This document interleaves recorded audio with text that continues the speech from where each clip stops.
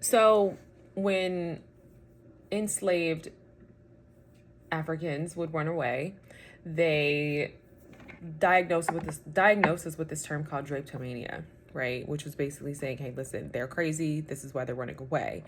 And we know just from Western medical practices that it's always been incredibly discriminatory.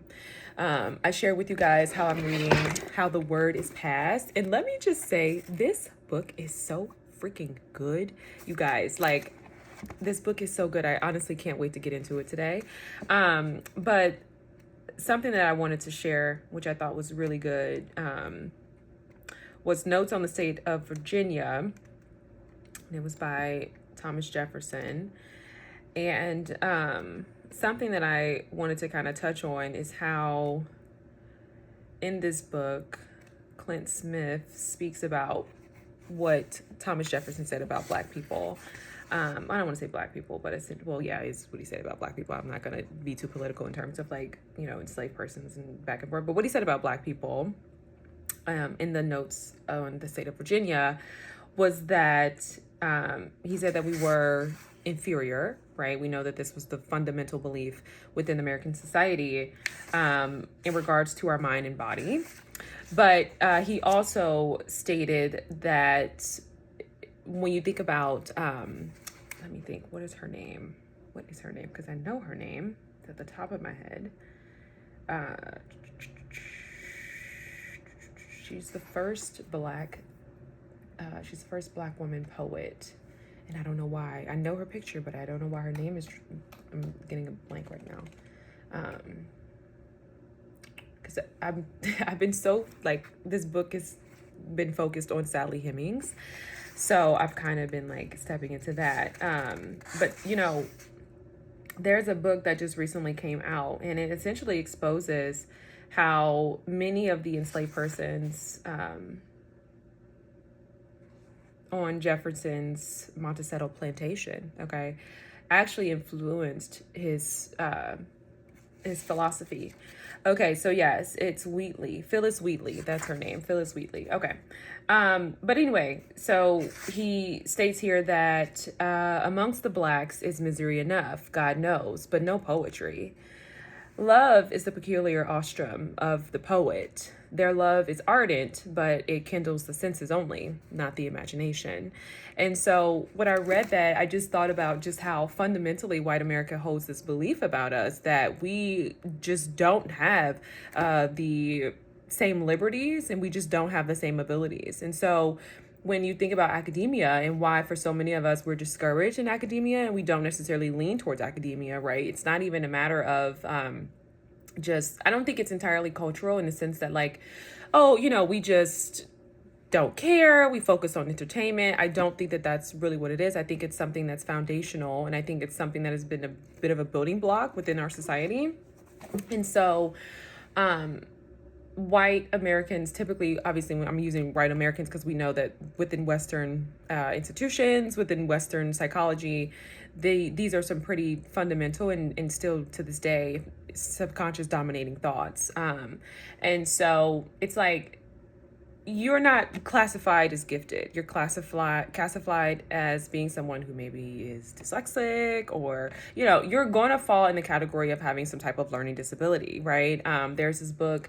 I didn't get to finish reading it. It's How Schizophrenia Became a Black Disease. And I think it is called Black Disease. How Schizophrenia...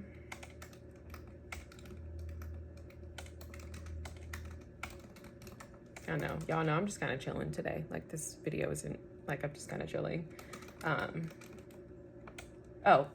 Is it Black Disease or Black Diagnosis? Let's see. I actually have the book. It's right above my, it's over there in my shelf. Yeah, okay. Yeah, how it became a Black disease. It's the protest psychosis. And so the book essentially starts off telling the story about a Black man who was at a diner. He was essentially like I don't want to say mob by like a racist mob, but it might have just been a one-to-one type of situation. I think later that day he was walking home and same situation occurred. He was arrested. And I think he was like upset, obviously, and essentially reacting appropriately to what just happened to him. And they took him to the hospital, said that he was dealing with suicide and essentially schizophrenic. Now that diagnosis did take place in like, we know, like not 1850s. I think that was more so like the 19th century. And I'm kind of sitting here looking on Google Books to kind of just like, because when I talk, I do want to be a little bit more better at like getting the facts straight. I learned that with my mind, sometimes I overlook certain things, not out of just like negligence, but just because it's like overall I get the gist. I have an understanding, and as you guys know, I really read for myself, right? Like I don't necessarily position myself to be a teacher. That's why with this channel, I say, hey, listen, I'm sharing thoughts and things that interest me. If you find it interesting, I welcome you to the channel, because I'm not someone who has underwent, like severe scholarly study. Like much of what I do is independent learning. And so I don't have a traditional educational background. And so when I read, it's mostly just for myself. And so as I'm reading certain things, sometimes certain terminology, sometimes certain facts, like historical dates and things like that, I will not necessarily not read, but I'll just typically overlook it because I'm looking for, I overall, I get the general gist of what it is that I'm reading. Okay, so yeah, so this just right here that I'm seeing as I was just skimming through this, like I said, it says in 1960s, the National Institute of Mental Health Studies found that blacks have a 65% higher rate of schizophrenia than whites. And so there was a recent death. It was in New York City of the young man on the subway. As you guys know, there was a white man. I can't think of the man name that killed him. But the young man that died was Jordan Neely. And let's see. Yeah, Jordan Neely was 30. He was 30 years old, and he was actually killed by Daniel Penny. Okay, and so Jordan Neely was diagnosed with schizophrenia. I think a lot of New Yorkers said that they knew that. He had always been on the subway, kind of like dancing like he was Michael Jackson, essentially. And that really spoke to me about our relationship with entertainment. That spoke to me about Jordan Neely and the time in which he was born, 1992, his source of inspiration, and just kind of going and maybe moving to New York City, or perhaps being born and raised in New York City, and it being this culture of like lights and entertainment and all these different things, and how he likely was inspired by Michael Jackson. If you actually look at the picture of Jordan Neely, he kind of looks a little bit like Michael Jackson. And so you think about New York City and what it offers for African Americans and for many people, right? This concrete city of dreams, right? And so when you think about Jordan Neely, first of all, struggling with homelessness, right? When you go so long within very my words are failing me, deplorable conditions, you know what I mean? Quite frankly, your mind, your nervous system, it's not going to be on track, right? If you look at what mental health professionals typically recommend for a person, it is structure.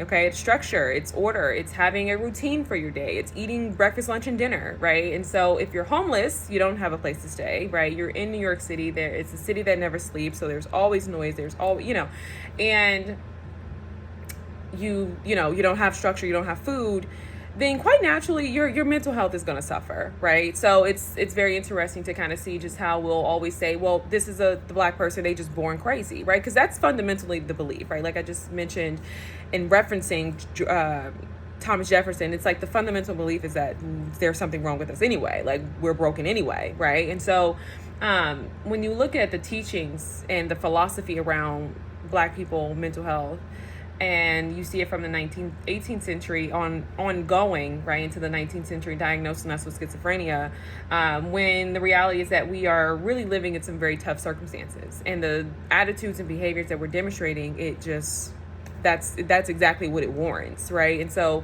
I was actually listening to The Atlantic this morning, and I cut it off. They were talking about a homeless man. Trump just issued something in the state of San Francisco to where homeless people have to undergo involuntary treatment. and commit themselves essentially involuntarily. And the Atlantic's just kind of talking about it, and they were referencing a young, not a young man, but a man who was struggling with drug addiction and went missing. And I was thinking about the conversation I had with my grandmother, and she told me that, they didn't have Narcan. They didn't have all that stuff when it was the crack era.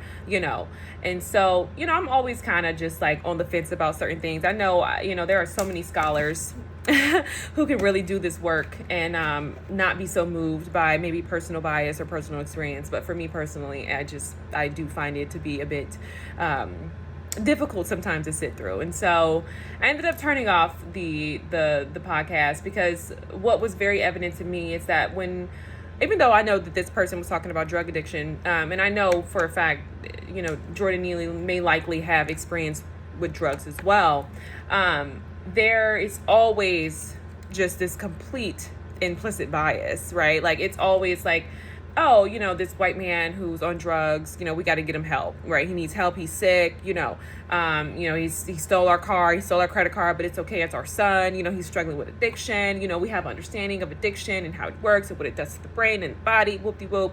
But when it's African Americans, it's like, oh, these people are just, they're evil. You know what I mean? It's like the fear of darkness, And so I have a problem with that. So anyway, senselessly, Jordan Neely was murdered on the subway, broad daylight.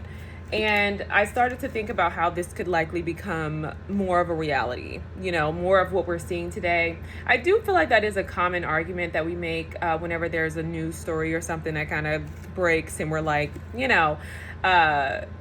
this is setting an example for how, people can treat Black people. I do feel like that is a common argument. But I do think in part it is very telling, right? And so I say that I think Jordan Neely's death and just a set of circumstances involving Neely is something that we could see more often. But I also think that it's something that is already taking place. I just don't think that we are prevalent to it, right? The news story is not catching every Black body. This story actually just only happened to make it to the front lines was because it was in broad daylight on the subway and people were recording it. You know what I mean? Like, just think about how many other African Americans have lost their lives who are struggling with homelessness, who are struggling with addiction, right? We know that typically, if you're on drugs, death could, it very likely is an outcome, and that might be inevitable. But I think at the same time, when that death comes at the hands of a white man in position to play savior, that's pretty dangerous, right? And so I say all that to say, I think, we're talking about homelessness, we're talking about instability. The larger picture for every person goes back to the fundamentals, right? Maslow's hierarchy of needs. If you don't have your physiological needs met, right? You don't have shelter, you don't have food, you're not going to be mentally safe or sane, right? And I just think that if people could just get a little bit of regulation in their lives and work through some of the traumas, then I think people could be healed, and I think people could, I don't want to say overcome certain things, because I think as much as it is resources, I do think a lot of it is sheer will. I also don't have I do have critiques about Western medical practices, but I do feel like at the same time, I feel like a lot I'm just not negating the fact that there are some people who are mentally ill. You know what I mean? I'm not negating the fact that there are some brains that are just different. I'm not negating the fact that people have had different lived experiences that have absolutely altered their brain structure. So there's just a lot of nuance there, a lot of complexity at the end of the day. But I just wanted to come on and say, overall, it's really unfortunate that as Black persons, when you are deviant in the most positive way, especially in regards to academia, you are typically met with, I don't want to say jealousy, but I will say that it's not pretty. A lot of the backlash that you get is not positive. It's not very positive. We have this expectation of white Americans to be smart, to be intelligent, to be all these different things. But when it comes to African Americans, it's typically met with skepticism. Communally, it could be met with jealousy.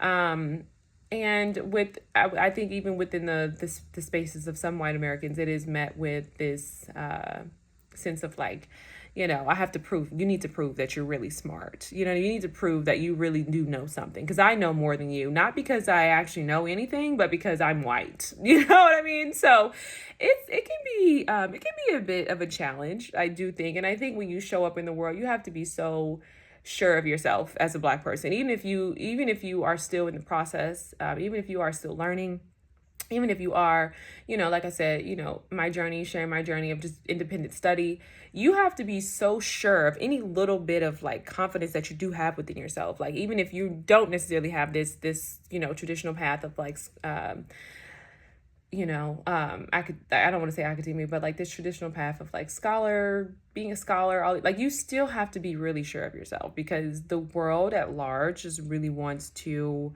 tear you down, and it's not just white Americans, it's all over, it's all over. And so I think the reason why we don't really invest in academia, or we don't really pay attention to a lot of Blacks in academia communally, and I say communally, not generalizing, I think what I want y'all to understand when I say communally, I want to talk about where I am as a Black person, and how what community means. Because I think when we say community, we think all Black people, you know what I mean? And it's not all Black people. I'm talking about coming from the back to the front, I'm talking about coming from the back. I'm talking about being in impoverished communities. I'm not talking about Clint Smith. I'm not talking about the network of Clint Smith. I'm talking about being in impoverished communities, coming from the back to the front. Like, it's pretty rough. It's pretty rough. I got my pumpkin spice creamer. I had to double it.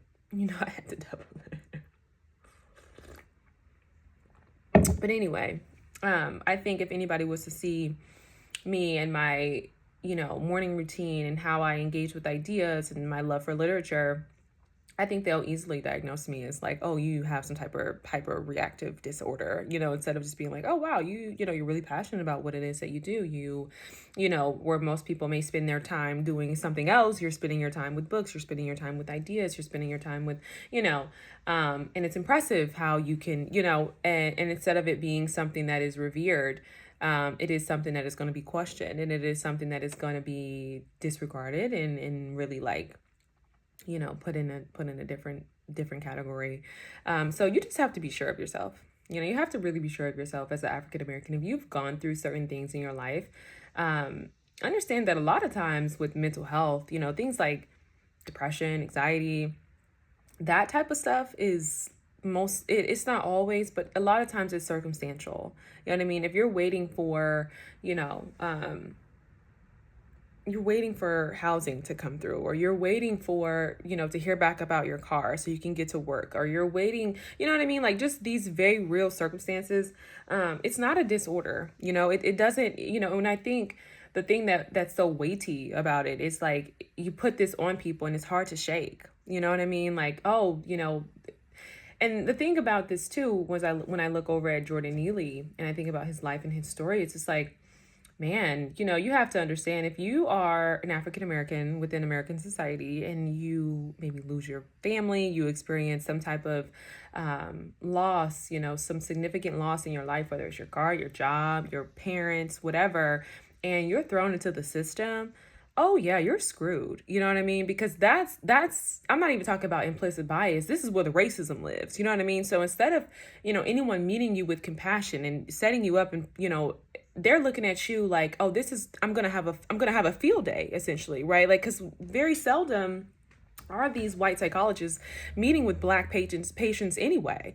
You know what I mean? And so it's like, they're going to look at you and they're going to be like, oh, I'm getting ready to have, you know what I mean? All of these prejudices and bias come to the forefront. And this is why it's so important that we do the work that we do as commentators, as advocates, I was going to say activists, but I was going to say advocates, because it's so important that we make people really think about how they show up in the world and how they see us. You know what I mean? I know there's a lot of, I would actually venture to say at least like 65% of white Americans are not willing to change. And that's why the work has been so ongoing for all these years. It's been so incredibly strenuous, because even though they're visiting Monticello Plantation and they're learning about their fallen hero, Thomas Jefferson, they're still turning a blind eye. They're still saying, well, no, you guys are the problem. You're the ones who are just trying. So it's just like, this is the reality that we live in. And so, yeah, 65%, that's an overwhelming majority. But yeah, so at the end of the day, if you don't have community as an African American and your mental health is suffering and you're put into the hands of white psychologists, okay, white counselors, it's going to get worse. It's going to get worse, and this is not a matter of fearing modern medical practices. This is not a matter of fearing, but it is recognizing like the racism that is so, and we talk about something like it's fragile. It's like the human body, right? Human organs.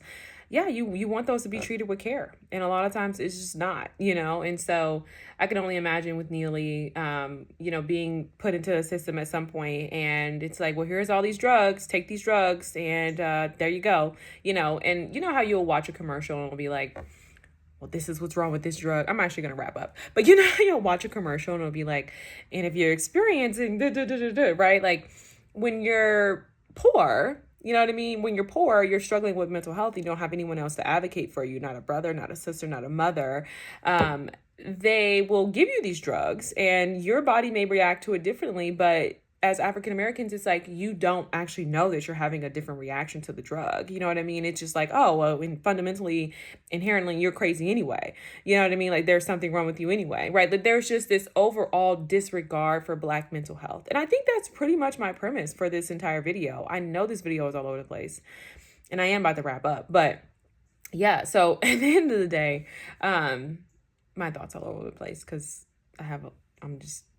like I said, I just came on to kind of string some things together for you guys. But yeah, and it's sad because I just think for so many of us, that's such a fragile thing. It's mental health, a fragile thing for anybody, but it's another thing when people are putting things on you, right? And they're making you feel like there's something wrong with you when you're literally living in some crazy circumstances right now. You know what I mean? Situationally, your attitude is that's very appropriate. You know what I mean? For what you're going through it would be inappropriate for you to react differently. And when you're walking into these spaces with these white psychologists and with these white psychiatrics, and it's like they don't care. They don't care. They think you're crazy anyway. You know what I mean? They don't see you with that same level of like respect and like, oh, you're just going through something. It's like, oh, I have to prove this bias that I've always had, that that my ancestors had, that my granny has, that Black people are beep, beep, beep, beep, beep. You know what I mean?